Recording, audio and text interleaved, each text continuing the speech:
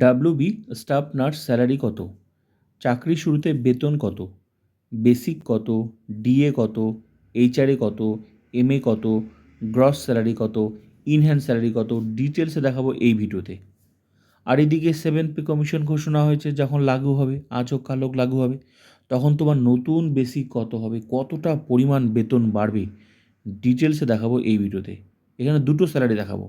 একটা এই মুহূর্তে তোমার স্যালারি কত, যারা চাকরিতে জয়েন করবে প্রথম মাসের স্যালারি কত হবে, কেটে ছেটে টোটাল কত টাকা পাবে। আরেকটা 7th পে কমিশনে নতুন স্যালারি কত হবে সেটাও দেখাবো। তো চলো দেখে নেওয়া যাক। তো 7th পে কমিশনটা আমি পরে দেখাচ্ছি, এই মুহূর্তে স্যালারি কত যারা চাকরিতে জয়েন করবে, ঠিক আছে।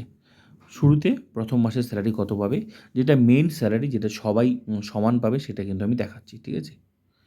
তো দেখো, শুরুতে তুমি বেসিক পাবে 29,800 টাকা, ঠিক আছে, 29,800। আর পাবে ডিএ, 18 ছিল, 4% বেড়েছে, টোটাল 22% তুমি ডিএ পাবে চাকরির শুরুতে। তো 22% হচ্ছে বেসিকের 22%, বেসিক 29,800, এর 22% ডিএ, ডিএ মানে ডিয়ারনেস অ্যালাউন্স, তাহলে টাকাটা হচ্ছে তোমার 6,556 টাকা। আর কি পাবে, এইচআরএ পাবে, এইচআরএটাও কিন্তু তোমার বেসিকের পাবে 12%, বেসিক 29,800, এর 12% করলে টাকাটা হচ্ছে তোমার 3,576 টাকা। এইচআরএ মানে হাউস রেন্ট অ্যালাউন্স। আর কী পাবে, এমএ মেডিকেল অ্যালাউন্স, চিকিৎসা পারপাসে তুমি 500 টাকা পাবে। সব কিছু মিলে এবার যোগ করে যেটাকে বলা হয় গ্রস স্যালারি, এগুলোই তুমি পাবে চাকরির শুরুতে। একটা বেসিক শুরুতে, একটা ডিএ, এই মুহূর্তে যা ডিএ, মনে রাখবে ডিএ যখন যখন বাড়বে তোমার স্যালারিও তখন বাড়বে। তো কীভাবে বার করবে, এই মুহূর্তে তোমার যেমন 22% হলো, আবার যখন কিছু পার্সেন্ট ঘোষণা হবে তখন তুমি এটার সাথে যোগ করে টোটালটা তুমি এর পার্সেন্টেজ, এই বেসিকের পার্সেন্টেজ বার করে নিতে পারবে। যেমন এখন তোমার দেখালাম ডিএ 22%, তো কাট 22%, বেসিকের 22%, তো বেসিক যা আছে সেটার পার্সেন্ট বার করে নিলে তুমি করে নিতে পারবে। ক্লিয়ার? তো তাহলে সব কিছু যোগ করে যেটাকে হচ্ছে গ্রস স্যালারি তোমার কত, 40,432 টাকা তোমার হচ্ছে গ্রস স্যালারি, ঠিক আছে। তো এই গ্রস স্যালারি থেকে কিছুটা টাকা কেটে নেবে, কত টাকা কাটবে, মাত্র 200 টাকা কাটবে এই গ্রস স্যালারি থেকে। এটাই কিন্তু তোমার আসল বেতন সব কিছু যোগ করে। তাহলে এখান থেকে 200 টাকা কেটে নিয়ে বাকি টাকাটা তোমার অ্যাকাউন্টে পাঠাবে। কত টাকা পাঠাবে, এই যে গ্রস স্যালারি থেকে 200 টাকা যদি কেটে নেয়, মানে ডিডাকশন, পি ট্যাক্স মানে সার্ভিস চার্জ এটাকে বলা হয়, ঠিক আছে। তো এখান থেকে 200 টাকা, গ্রস স্যালারি থেকে 200 টাকা কেটে নিয়ে বাকি টাকাটা অ্যাকাউন্টে আসবে তোমার 40,232। এই টাকাটা সবাই সমান পাবে চাকরির শুরুতে প্রথম মাসের স্যালারি, যেটা মেইন স্যালারি আমি সেটা দেখাচ্ছি, ঠিক আছে। তো এটাকে বলা হয় ইন হ্যান্ড স্যালারি। কেটে ছেটে, এই যে কেটে ছেটে মানে এই যে গ্রস স্যালারি থেকে যে টাকাটা কেটে নিল, কেটে নেওয়ার পর যে অংশটা তোমার অ্যাকাউন্টে ঢুকবে সেটাই হচ্ছে কেটে ছেটে, সেটাকে বলা হয় ইন হ্যান্ড স্যালারি, মানে হাতে পাবে তুমি। ক্লিয়ার? তাহলে 40,232 টাকা চাকরিতে জয়েন করার পর প্রথম মাসের স্যালারি হবে তোমাদের সবার, এটা সমান হবে 40,232। আরেকটা কাটবে, সেটা হচ্ছে জিপিএফ, নতুন যোগ হবে, সেটা কিন্তু শুরুতে কাটবে না। এটা অনেকেই ভুল ধারণা, শুরুতেই কাটে, শুরুতে জিপিএফ কাটবে না।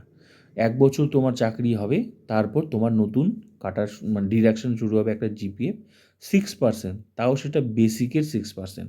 মিনিমাম তোমাকে কাটাতেই হবে, এর বেশিও তুমি কাটাতে পারো, কিন্তু তোমাকে মিনিমাম 6% কাটাতেই হবে, তাও আর বেসিকের, ঠিক আছে। তাহলে ক্লিয়ার হয়ে গেল। এবার আসি, তাহলে তোমার মেন গ্রস স্যালারি ছিল এটা, আর কেটে ছেটে তুমি হাতে পাবে এই টাকাটা 40,232, ঠিক আছে। এবার আসি 7th পে কমিশন অনুযায়ী কতটা বেতন বাড়বে। দেখো, পে কমিশন মানেই হচ্ছে বেসিক স্ট্রাকচার পরিবর্তন। সেটা কীরকম, যেমন তোমার এই মুহূর্তে বেসিক কত, 29,800 টাকা। যখন নতুন পে কমিশন আসবে, যখন 7th পে কমিশন আসবে, তখন তোমার কীরকম হবে, এই যে এই মুহূর্তে যার যেটা বেসিক আছে, তোমার যেমন এই মুহূর্তে বেসিক কত, 29,800, এটাকে গুণ করবে। যখন নতুন বেসিক আসবে এটাকে গুণ করবে। কত গুণ করার সম্ভাবনা রয়েছে আমি দেখাচ্ছি। কীভাবে বেতনটা হবে নতুন যখন পে কমিশন আসবে। যখন নতুন পে কমিশন আসবে, 7th পে কমিশন যখন আসবে, তখন তোমার এই 29,000, যার যেটা বেসিক 29,800, ঠিক আছে।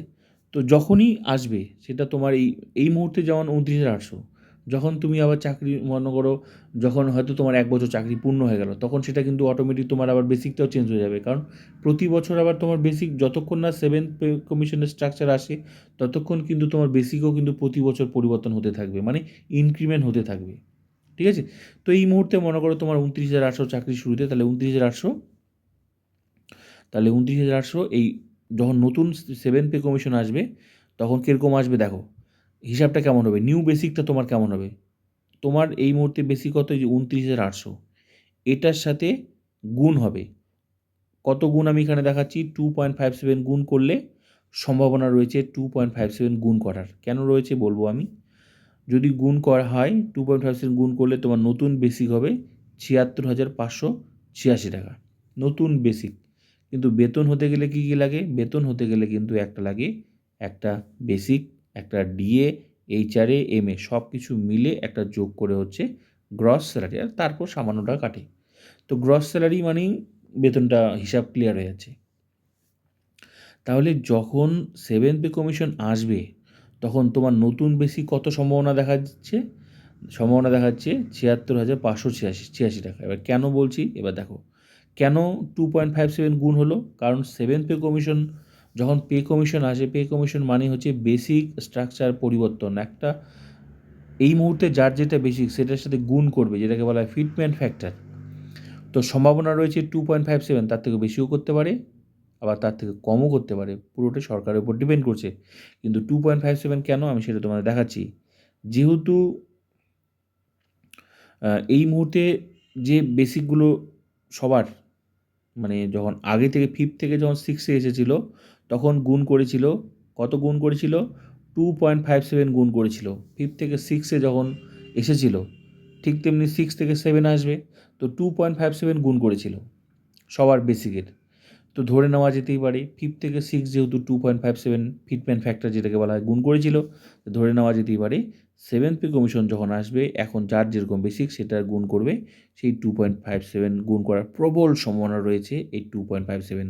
তাহলে 2.57 যদি গুণ করে, তাহলে তোমার নতুন বেসিক হবে তোমার কী বলে 76,586 টাকা।